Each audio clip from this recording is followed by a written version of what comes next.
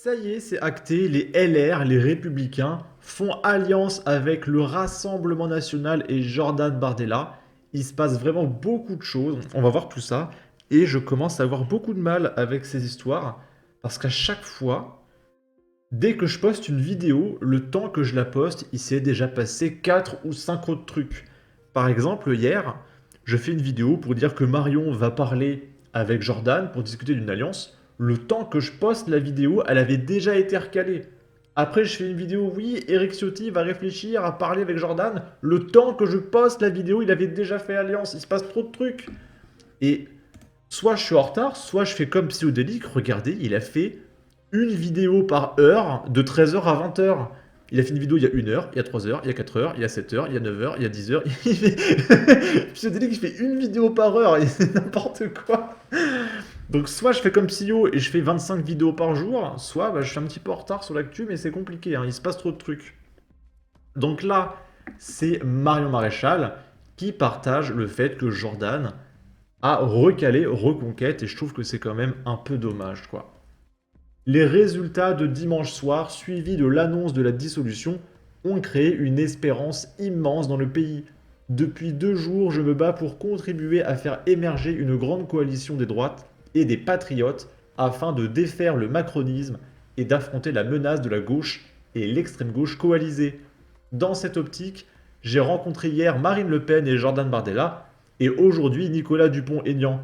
Alors que nous étions sur le point de finaliser un accord prévoyant la représentation des 1,4 million d'électeurs de Reconquête aux élections européennes, dans une coalition législative, Jordan Bardella m'a informé cet après-midi d'un changement de position et du refus du Rassemblement national du principe même d'un accord. Malgré mes tentatives de négociation, le regrettable argument qui m'a été avancé étant qu'il ne souhaitait aucune association directe ou indirecte avec Éric Zemmour. Cette décision soudaine et contradictoire avec nos nombreux échanges et travaux préparatoires n'est pas à la hauteur des événements et de l'espoir suscités parmi les Français. C'est évidemment une grande déception pour la France. J'espère de tout mon cœur que ce refus d'organiser une réelle coalition n'aboutira pas à une nouvelle victoire de la coalition d'Emmanuel Macron, ou pire encore, à la victoire de la coalition de la gauche et de l'extrême gauche. Les adhérents, les militants, les cadres et les électeurs de Reconquête peuvent compter sur moi pour continuer à défendre nos idées et porter nos combats. Dès demain, je m'y emploierai au Parlement européen, aux côtés de nos alliés conservateurs. Désolé s'il y a un peu de bruit derrière, il y a ma poêle qui fait du bruit. Ok, là c'est Éric Zemmour qui s'est un petit peu adouci, parce que je pense que le fait qu'ils aient été recalés fait que Zemmour essaie d'être un peu plus gentil avec le Rassemblement national. Éric Zemmour dit qu'il ne se présentera pas aux élections législatives pour ne pas empêcher la victoire d'un député RN.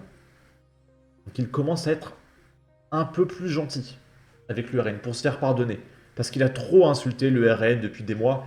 Et c'est à cause de ça qu'ils se font recaler à Reconquête. Parce que forcément, quand Zemmour il insulte le RN de tous les noms pendant 3 mois, le RN, ils n'ont pas trop envie de faire alliance, quoi. C'est un peu à cause de Zemmour que cette alliance échoue, et ça fait chier, honnêtement. C'est vraiment dommage. En revanche, il y a Éric Ciotti qui confirme, ça y est, l'alliance avec le Rassemblement national. Et ça a suscité beaucoup d'émoi. On va regarder ça. Nous avons besoin d'une alliance en restant nous-mêmes, en évitant le danger des insoumis qui demain pourraient avoir une majorité à l'Assemblée nationale. Donc il faut une alliance, c'est le sens de la Ve République. Une alliance avec qui, nous le faisons. Éric Ciotti? Une alliance avec Marine Le Pen, clairement, c'est ce que vous nous annoncez? Une alliance avec le Rassemblement national, avec ses candidats. Une alliance à droite, avec tous ceux qui se retrouvent dans des idées droites, dans des valeurs de droite. Nous avons besoin. Et donc, ça fait extrêmement plaisir, parce que les LR, mine de rien, c'est 8% des électeurs, c'est le 4e plus gros parti de France, d'accord? Donc c'est énorme! Vous vous rendez pas compte? Bien plus que Reconquête. Mais il faut savoir que Éric Ciotti, malgré tout, c'est quand même une bonne grosse girouette, hein. Parce qu'il a voté main dans la main tout ce que demandait Macron pour qu'on ait la retraite à 65 ans. Il a refusé toutes les motions de censure, etc. Et maintenant que le Rassemblement national est le parti numéro 1 en France, hop, il retourne sa veste pour rejoindre le Rassemblement national. Même s'il retourne sa veste, ça fait quand même plaisir qu'il rejoigne notre camp. Et il y a des gauchistes qui rappellent tout ce qu'a dit Éric Ciotti à propos du Rassemblement national et qui dénoncent ses propos incohérents et son double discours. J'ai toujours eu comme adversaire le Rassemblement national. Donc nous avons besoin d'une alliance en restant nous-mêmes. Le Rassemblement national est historiquement l'adversaire, voire l'ennemi de la famille gaulliste. Une alliance avec le Rassemblement national, avec ses candidats. J'ai toujours... Voilà. Du coup, les gauchistes, ils hurlent, ils disent que c'est un traître, etc., que c'est insupportable. Là, il y a Éric Ciotti qui va faire un petit discours par rapport à ça, et ne bougez pas. Restez bien, ne bougez pas, parce que juste après, il y a le multivers qui va débarquer. Il va faire une tête avec Sandrine Rousseau, c'est absolument merveilleux. On va juste regarder ce qu'il dit pendant 2 minutes. Je suis président des LR. Je souhaite que ma famille politique remporte le plus de sièges à ces élections législatives pour participer au redressement de la France, d'une France qui aujourd'hui est en péril, quelque part même est en faillite, qui est privée d'autorité, qui voit la violence gagner nos rues, l'immigration être de plus en plus massive, nos comptes publics en faillite, notre note dégradée. Donc je veux participer à un engagement de redressement et je veux que les LR ne soient pas une nouvelle fois sur le bord de la route, sur le bord du chemin, mais qu'ils soient des acteurs de cet indispensable redressement national. En faisant cela, je pense qu'on nous met en situation d'agir. Moi, j'en ai assez d'être le témoin de l'impuissance et du déclin.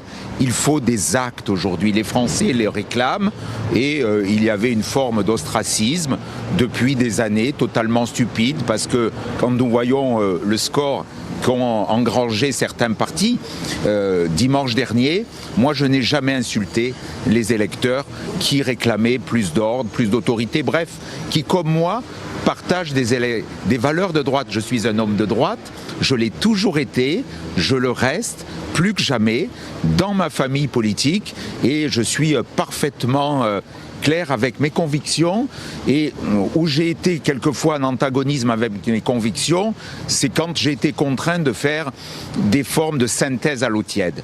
J'en ai tiré la leçon que ce n'était plus possible.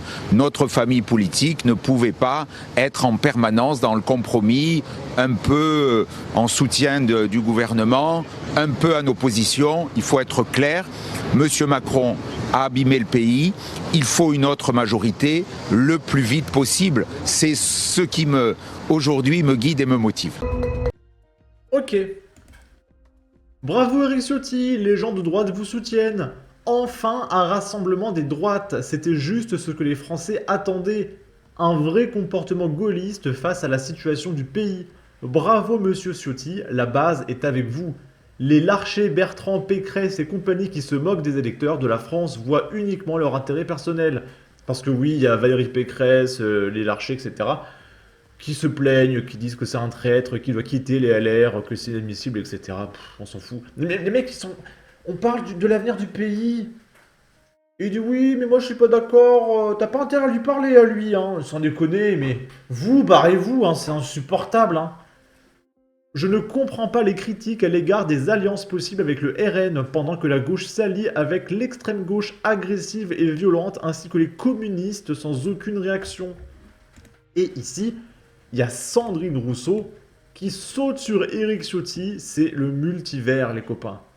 Est menacé par l'alliance honteuse des insoumis. Oui. Vous ne méritez pas le nom qui est inscrit sur votre façade, monsieur. Votre diatribe m'honore, madame. J'avais pas vu que c'était elle. Ok.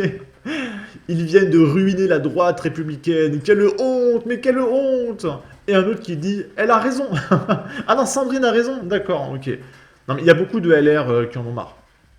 Je parle un peu fort parce que là, ma poêle fait beaucoup de bruit. Là, c'est les militants de l'UEJF. Honnêtement, j'avoue, je sais pas ce que c'est, je suis désolé.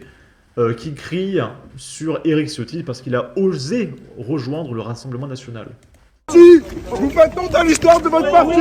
Vous faites honte à l'histoire de votre parti. Honte à la compromission. Honte à vous. On est journalistes. Vous faites honte à l'histoire de votre parti. Vous faites honte à l'histoire de votre parti, monsieur Ciotti. Comment s'est passée la réunion? En fait, quand je vois des gauchistes hurler sur un mec, ça me fait aimer ces mecs. Tu vois, j'en avais rien à péter d'Éric Ciotti, et quand je vois des humanistes faire...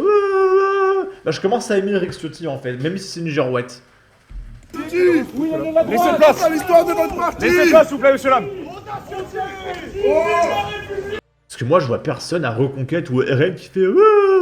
parce qu'il y a des alliances. Non, ça n'existe pas. Pour moi, c'est forcément un gauchiste qui fait ça. Vive la République! Vive la République! Vive la République! Journaliste! Vive la République! C'est pour la République qui fait cette alliance, espèce de trou de balle, bon bref. En tout cas, je vais essayer de rester à l'affût, je vais éviter de faire 25 vidéos comme Psyodélique. N'hésitez pas à donner votre avis, votre opinion, à partager, liker, commenter, ça aidera au référencement de la vidéo sur YouTube. Abonnez-vous, suivez-moi sur Twitter, et à la prochaine pour de futures vidéos. Ciao!